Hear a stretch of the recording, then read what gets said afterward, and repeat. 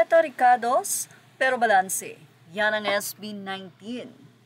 Well, proud na proud nga ang grupo or ang Mahalima sa achievement ng kanilang leader na si Pinunong Pablo.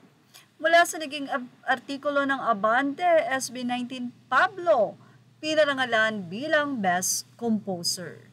Grabe sa kanyang kabataan, ay nahani na po siya sa mga icon na mga composer sa bansa pagdating sa musika. Well, made na talaga ang SB19 leader na si Pablo Nase bilang isang magaling na composer or songwriter. At syempre, proud na proud ang 18 or ang worldwide fans ng SB19 sa nasabi nga pong panibagong recognition na natanggap na ito ni Pablo. Isa kasi si Pablo sa pinarangalan bilang top 5 composer ng Filipino Society of Composers, Author and Publishers, PhilSCOP.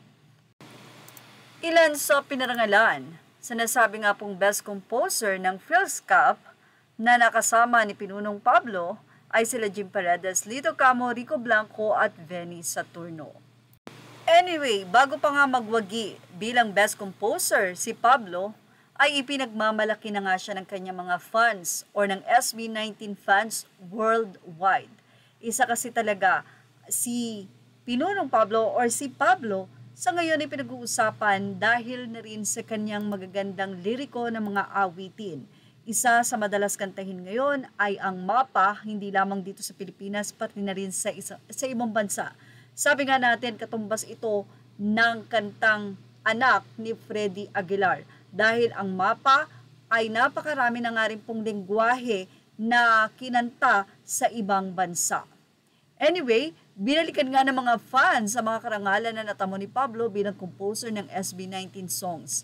Noong 2021 ay si Pablo ang naging representative ng ating bansang Pilipinas sa Jockey Music Award, ang pinakamalaking online song competition sa mundo, at nanalo siyang bilang first place rito kasama ang kapatid niyang si Josue. Maging ang National Artist for Music na si Ryan Cayabyab ay sobrang pinuri si Pablo dahil sa pangaral o sa parangal na ito. Naging Hall of Fame awardee na rin si Pablo sa isang award-giving body matapos niyang mapanalunan ang Composer of the Year for straight years. Komento ng mga fans at casual sa SOCMED, mahusay talaga si Pau. Not to mention, 2 of his many self-written songs were chosen as OSTs for MMFF films. Mapa for And the Breadwinner is starring Vice Ganda, and Niebe for Green Bones starring Dennis Trillo.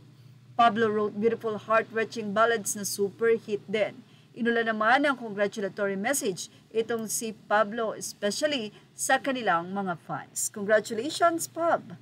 Yan ang ating show with Stop Update. Images are all credit to the rightful owners. Please like, share, and subscribe.